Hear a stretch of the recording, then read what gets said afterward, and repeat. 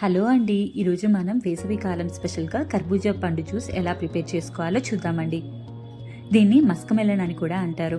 వేసవి కాలంలో ఈ కర్బూజా జ్యూస్ తాగడం వల్ల ఒంటికి బాగా చలువ చేస్తుందండి. చాలా టేస్టీగా కూడా ఉంటుంది. ఇంకెందుకు ఆలస్యం, దీన్ని ఎలా ప్రిపేర్ చేసుకోవాలో చూద్దాం పదండి.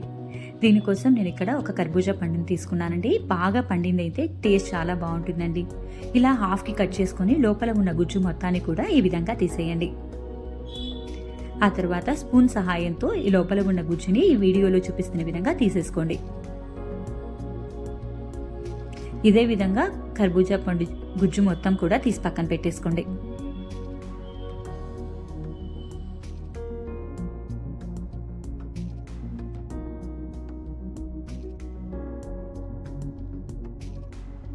ఒక టేబుల్ స్పూన్ వరకు సబ్జా గింజలు తీసుకొని దాంట్లో వాటర్ పోసుకొని ఈ విధంగా ఒక 10 నిమిషాల పాటు నానబెట్టుకోండి.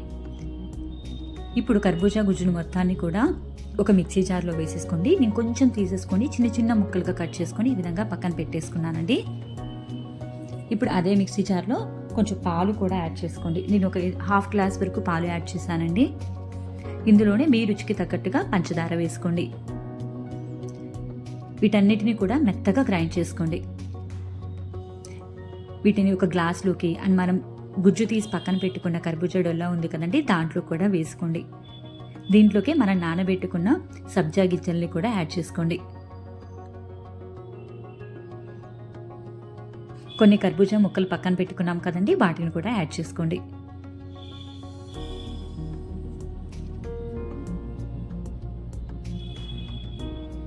కొన్ని ఐస్ క్యూబ్స్ వేసుకొని ఒకసారి బాగా మిక్స్ చేసుకోండి. అంతేనండి, ఎంతో టేస్టీగా ఉండే చల్ల చల్లని కర్బూజా జ్యూస్ రెడీ అయిపోయింది. మీరు కూడా ఒకసారి ట్రై చేసి ఎలా వచ్చిందో కామెంట్ చేయండి. అండ్ మీకు కనుక ఈ రెసిపీ నచ్చినట్టయితే మన ఛానల్ని సబ్స్క్రైబ్ చేసుకొని కింద ఉన్న నోటిఫికేషన్ బటన్ని ప్రెస్ చేయండి. Thank you all for watching us.